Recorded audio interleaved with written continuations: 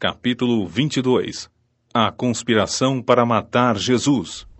A festa dos pães sem fermento, chamada Páscoa, estava se aproximando, e os chefes dos sacerdotes e mestres da lei procuravam um meio para matar Jesus. Todavia, tinham grande receio do povo. O pacto da traição. Então, Satanás entrou em Judas, chamado Iscariotes, que fora um dos 12 discípulos. E Judas dirigiu-se aos chefes dos sacerdotes e aos oficiais da guarda do templo e negociou com eles como lhes poderia entregar Jesus. A proposta muito os satisfez e acordaram em lhe dar dinheiro.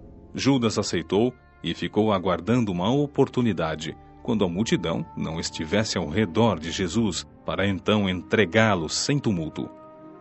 Jesus e os discípulos na Páscoa. Finalmente, chegou o dia dos pães sem fermento, no qual devia ser sacrificado o cordeiro pascal. Então, Jesus enviou Pedro e João, recomendando: Ide preparar-nos a Páscoa para que a ceemos juntos. E eles lhe responderam: Onde desejas que a preparemos? Ao que ele lhes orientou: Ao entrardes na cidade, encontrareis um homem carregando um pote de água. Segui-o até a casa em que ele entrar, e a comunicareis ao proprietário da casa. O mestre manda indagar-te: Onde é o salão de hóspedes no qual podereis cear a Páscoa com os meus discípulos? Então, ele lhes mostrará uma ampla sala no andar superior, toda mobiliada. Ali fazei os preparativos. E, seguindo tudo, encontraram conforme Jesus lhes havia predito e prepararam a Páscoa. A última Páscoa de Jesus. Quando chegou o momento, Jesus e os seus discípulos se reclinaram à mesa. Então, ele lhes revelou: Tenho desejado ansiosamente comer convosco esta Páscoa, antes da hora do meu sofrimento. Pois vos afirmo que não a comerei novamente até que ela se cumpra no reino de Deus.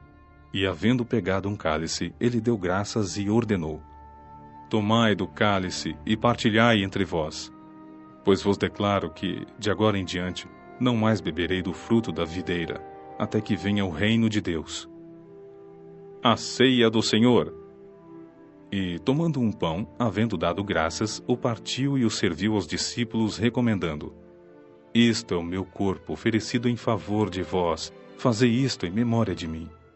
Da mesma maneira, depois de cear, pegou o cálice, explicando: Este cálice significa a nova aliança no meu sangue, derramado em vosso benefício. Eis, contudo, que a mão daquele que vai me trair está com a minha sobre a mesa. O Filho do Homem certamente vai, conforme o que está prescrito. Todavia, ai daquele por intermédio de quem ele está sendo traído. A partir de então, começaram a questionar entre si quem seria, dentre eles, o que estava para fazer isto. Seja o maior como quem serve. E surgiu também uma discussão entre eles acerca de qual deles deveria ser considerado o mais importante, mas Jesus lhes ponderou: Os reis das nações são os senhores delas, e os que exercem autoridade sobre os povos são chamados de benfeitores. Entretanto, vós não sereis assim.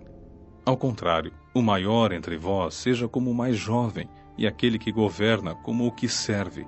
Porquanto, quem é o maior? O que está reclinado à mesa ou o que serve? Porventura, não é o que está reclinado à mesa? Contudo, entre vós, eu sou como aquele que serve. Vós sois o que tendes permanecido ao meu lado durante as minhas tribulações. Assim como meu Pai me outorgou um reino, eu o designo a vós, para que comais e bebais a minha mesa no meu reino, e vos assentareis em tronos para governar as 12 tribos de Israel. Jesus prediz a traição de Pedro. Simão, Simão, eis que Satanás já recebeu autorização para vos peneirar como trigo. Eu, entretanto, roguei por ti para que a tua fé não se esgote. Tu, pois, quando te converteres, fortalece os teus irmãos. Mas Pedro replicou: Senhor, estou pronto a ir contigo, tanto para a prisão quanto para a morte. Contudo, predisse-lhe Jesus: Asseguro-te, Pedro, que antes que o galo cante hoje, 3 vezes negarás que me conheces. Lutar pela vida e pelo reino.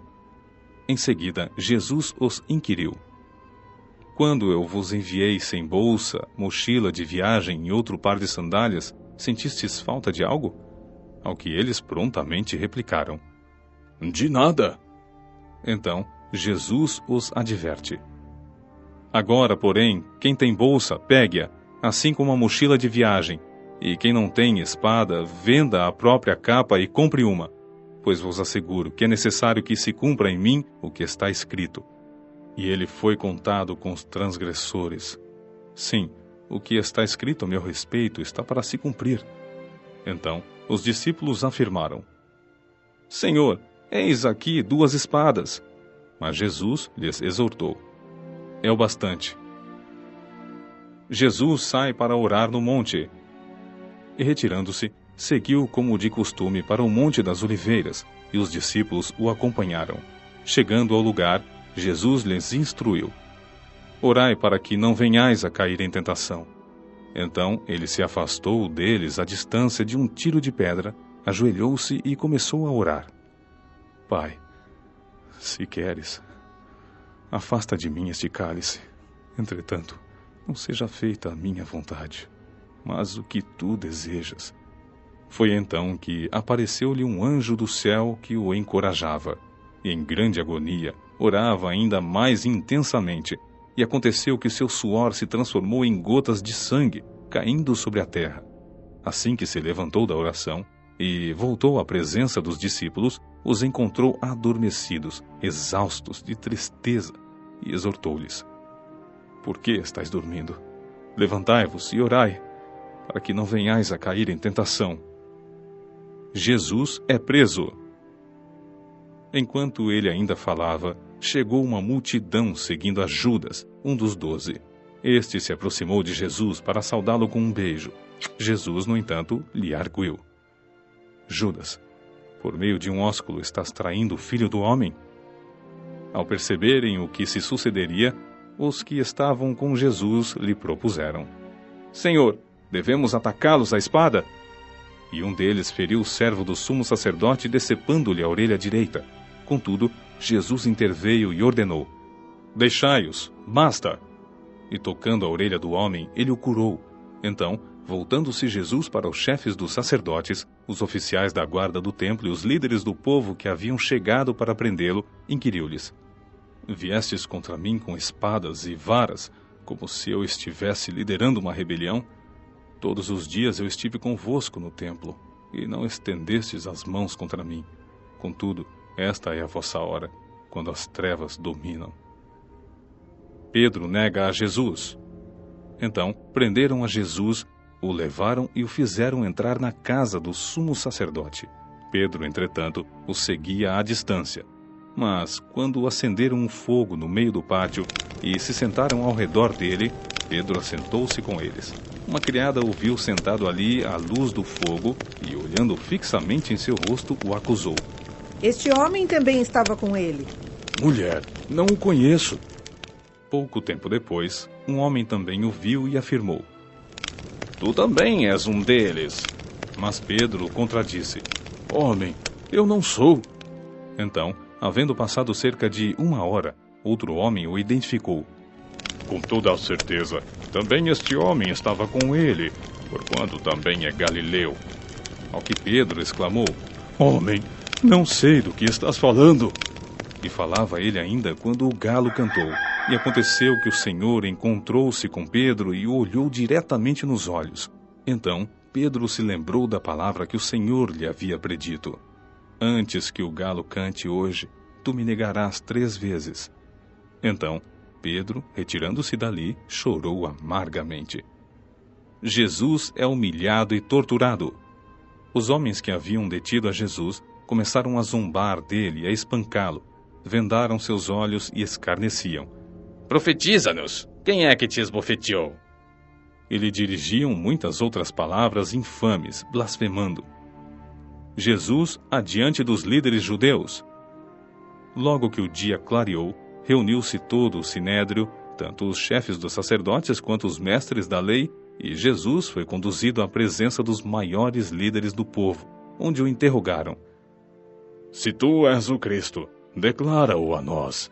Então Jesus lhes respondeu: Se vô-lo disser, não acreditareis em mim. Assim como se eu vos questionar, tampouco me atendereis. No entanto, a partir de agora, o Filho do Homem estará sentado à direita do poder soberano de Deus. Ao que todos lhe inquiriram: Ora, então tu és o Filho de Deus? Então Jesus lhes afirmou: Vós dizeis que eu sou. Diante disso, exclamaram todos: Por que precisamos de mais testemunhas, posto que acabamos de ouvir a confissão de sua própria boca?